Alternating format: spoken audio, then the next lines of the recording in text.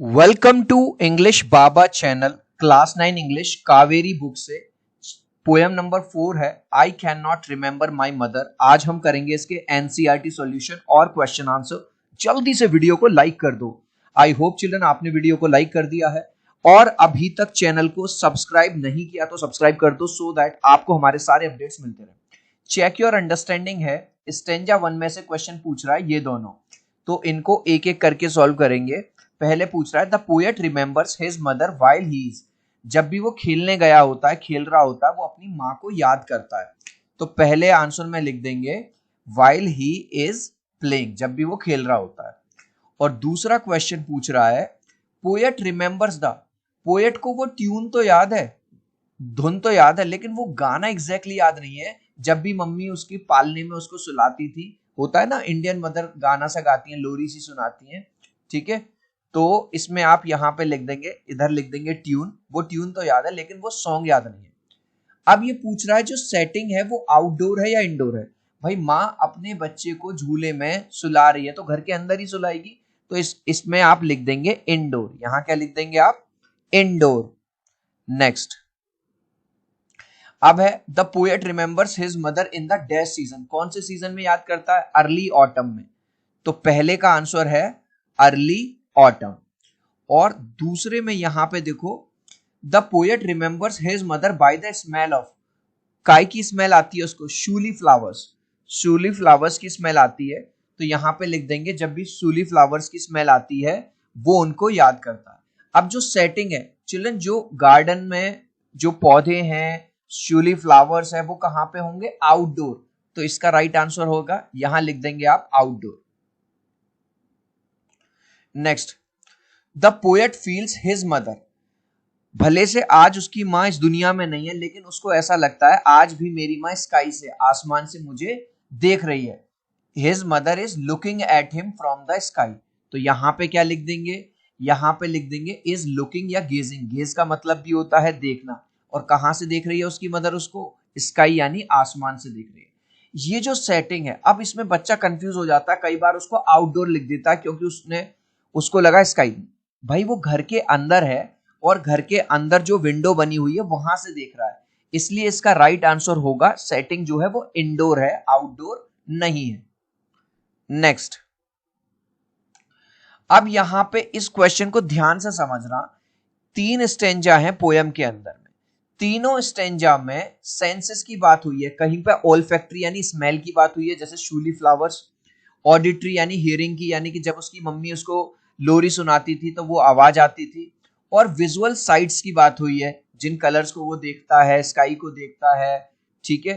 अब आपको स्टेंजा 1, 3 और 2 ये लाइन फिल करनी है कि सेंस, कौन सा सेंस आ रहा है, ये वाली बात समझ में आएगी।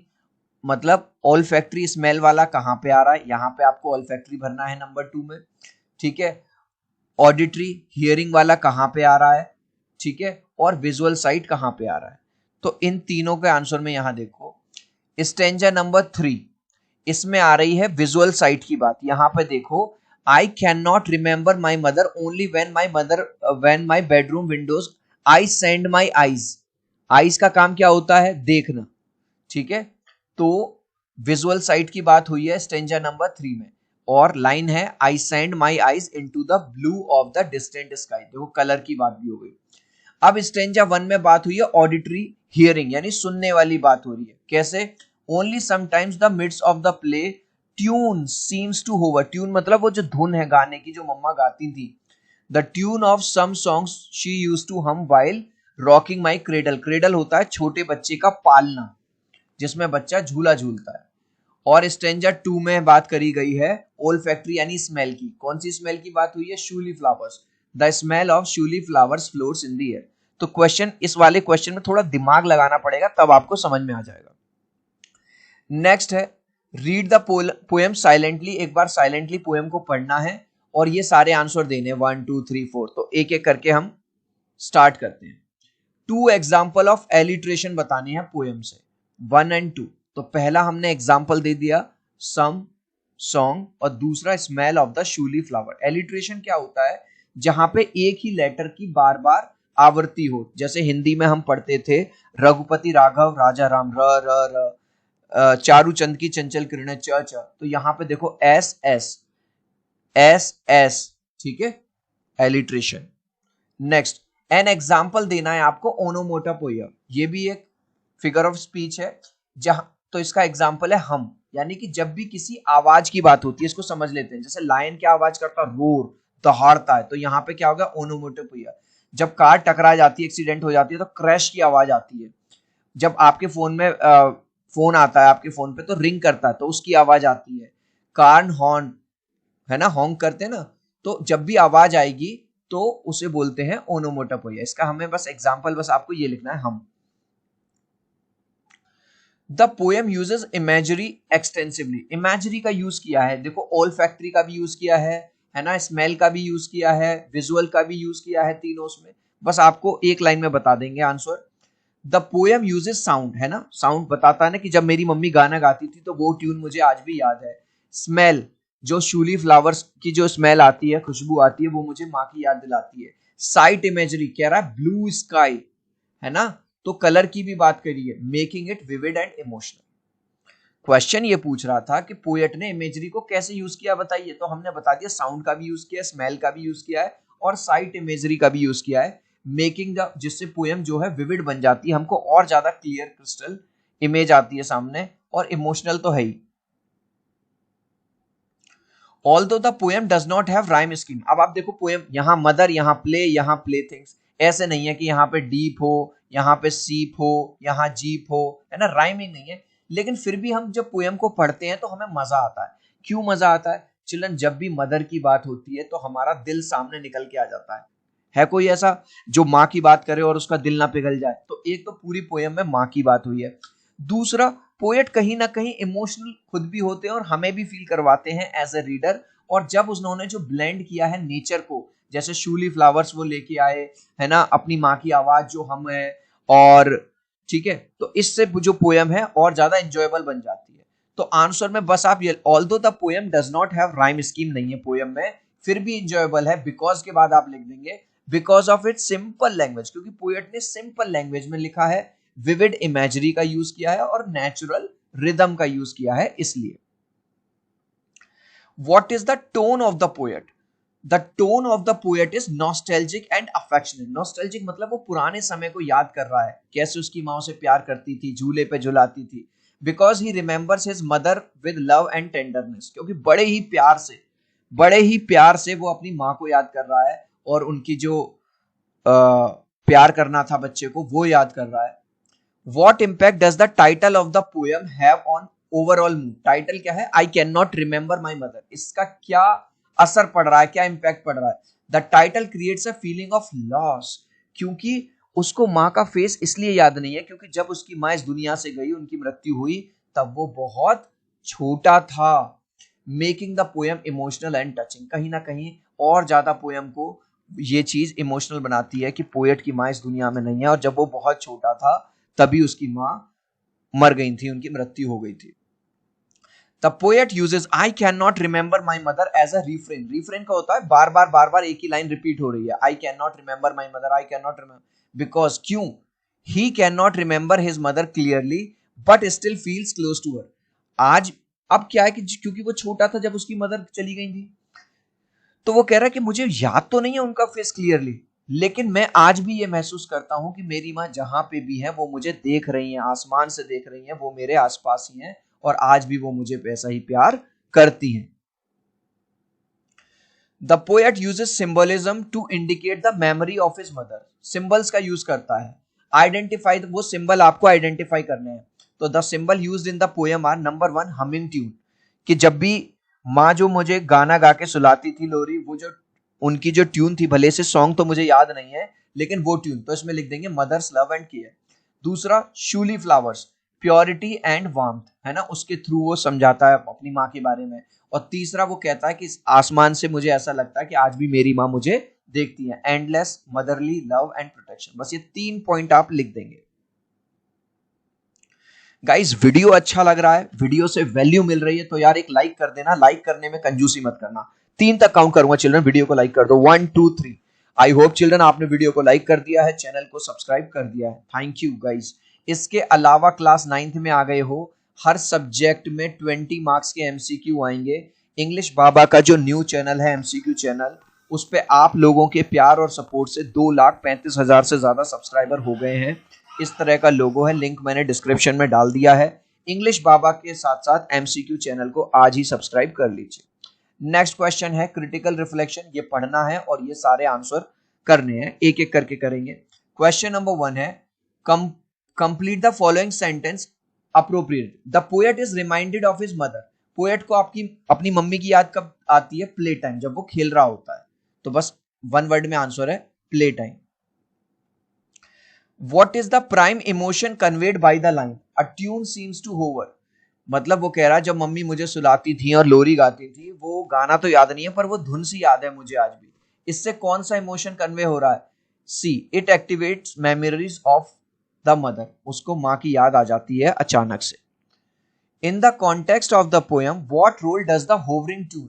वो जो धुन है, जो कहीं पे भी आसपास वो ऐसी धुन सुनता है उससे मिलती जुलती, ठीक है, तो क्या कॉन्टेक्स्ट में है? The hovering tune reminds the poets of his mother. जब भी वो इस तरह की धुन सुनता है आसपास, तो उसको अपनी माँ की याद आ जाती है, उसके प्यार की याद आ जाती है, love and care during his play time. जब वो खेल रहा होता है और इस तरह की धुन उसके कानों में पड़ती है, तो उसको आज भी अपनी माँ की याद आ जाती है। ये बात पूछ रहा है, ये स्टेटमेंट ट्रू है या फॉल्स है? The poet experiences the tune lingering over play things only occasionally during play time.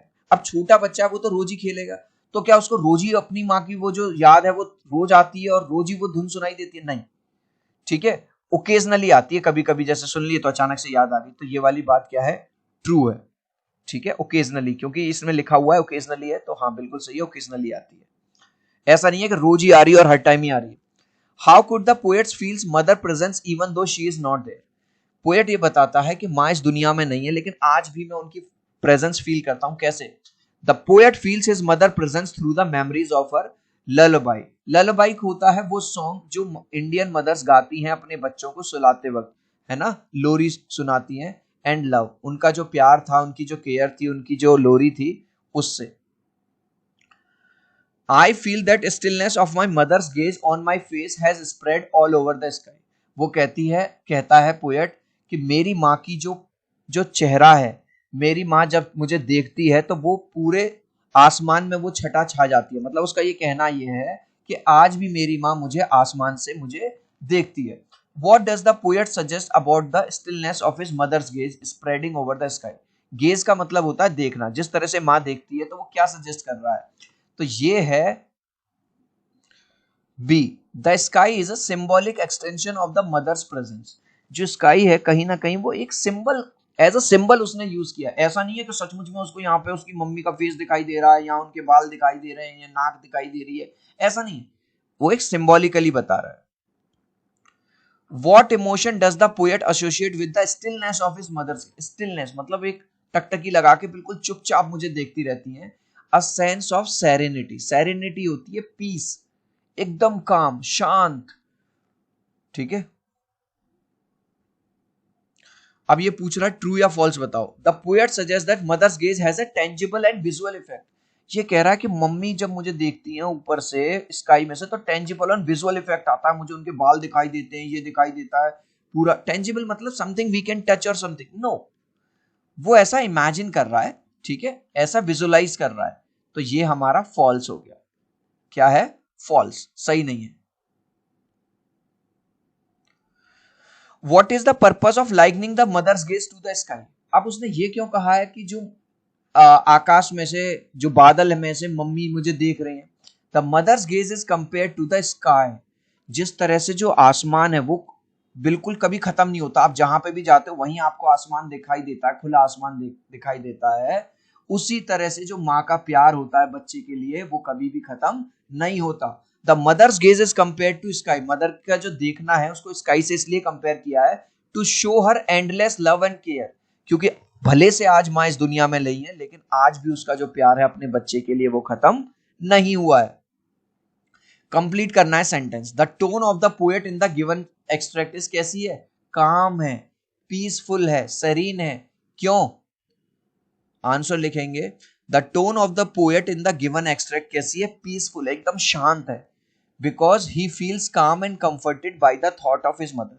जब भी उसको अपनी माँ की याद आती है, वो विचार आते हैं, वो बहुत ज्यादा काम हो जाता है, शांत हो जाता है और कंफर्टेड फील करता है। अब answer the following question. Question number 1 है why is the emotional impact of the refrain I can not remember my mother. क्या इमोशनल रिफ्रेन है? रिफ्रेन ये है कि भाई बच्चे का और माँ का जो रिलेशनशिप होता है वो अटूट होता है। इस पोयम में पोएट ये बता रहे हैं कि भले से उसकी माँ इस दुनिया में नहीं है, लेकिन आज भी वो मुझे प्यार करती हैं, आज भी वो मुझे देखती हैं और मैं भी उन्हें अपने आसपास महसूस करता हूं। आंसर लिखेंगे the reference shows the poet sadness of not remembering his mother. ठीक है, पोएट ये बताता है कि मुझे, क्योंकि वो बहुत छोटा था जब उसकी मदर एक्सपायर हुई थी, ठीक है, but also his strong love for her. एक तरफ वो कह रहा आई can not remember my mother, मुझे याद नहीं है अपनी मम्मी, याद नहीं, तो ऐसा लगेगा कि पोएट्स को कोई अटैचमेंट नहीं है। नहीं, याद का मतलब है वो ये कहना चाह रहा है कि वो इतना छोटा था कि अब उनको क्लियर फेस याद नहीं है, कैसा था, कैसे बाल थे, ये थे, ठीक है, लेकिन हाँ मुझे जब वो गाना गाती थी वो धुन आज भी मेरे कानों में गूंजती है, आज भी मैं उनको फील करता हूं कि वो मेरे आसपास ही हैं। Interpret the connection between the poets mother and the following. Poet की मम्मी के बीच में और इनके बीच में, शूली फ्लावर्स और हमिंग ट्यून के बीच में क्या कनेक्शन है? चिल्ड्रन वो बताता है जब भी वो शूली फ्लावर्स देखता है, उनकी जो खुशबू है वो उसको उसकी माँ की याद दिलाती है। हमिंग ट्यून का मतलब है जब भी वो कोई ऐसी धुन सुनता है, हमिंग ट्यून सुनता है, तो उसकी माँ की जो लोरी गाती थी, उसकी जो धुन थी वो याद आ जाती है। तो बस इस बात को कैसे लिख देंगे, एक तरफ हेडिंग डालेंगे shiuli flowers symbolise the mother's purity and love, वो माँ की प्योरिटी को और लव को दर्शाते हैं, और हमिंग ट्यून जो है सिंबलाइज करते हैं मदर की केयर को और अफेक्शन को। What role does nature play in poet's description of the memory of his mother? क्या नेचर क्या रोल प्ले कर रही है? देखो भाई, फ्लावर नेचर का ही तो पार्ट है, स्काई जो है नेचर का ही तो पार्ट है, हमने तो नहीं बनाया शूली फ्लावर को, इंसान ने तो नहीं बनाया स्काई को। तो वो ये कह रहा है कि जब भी वो नेचर को देखता है, यानी कि शूली फ्लावर्स को देखता है, तब भी माँ की याद आती है, और स्काई की तरफ देखता है तो ऐसा लगता है कि माँ आकाश में से उसे देख रही है। आंसर लिखेंगे nature helps the poet remember his mother through things like flowers and the sky. जो नेचर है वो हेल्प करने में मदद करती है माँ को बार बार याद रखने में। किसके थ्रू? फ्लावर्स के थ्रू, शूली फ्लावर्स के थ्रू, और किसके थ्रू? स्काई के थ्रू, आसमान के through, which remind him of her love and care, जो उसको याद दिलाती है अपनी माँ की, कितना वो उसको प्यार करती थी और कितना वो उसको केयर करती थी। What can be inferred about the poet's perception of the mother child relation? Poet की हम इस पोएम को पढ़ने के बाद माँ के और बच्चे के रिलेशन के बारे में हमें क्या पता चलता है?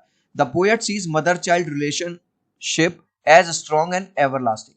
पोएट का ये मानना है कि माँ का और बच्चे का जो रिलेशनशिप होता है वो बहुत मजबूत होता है।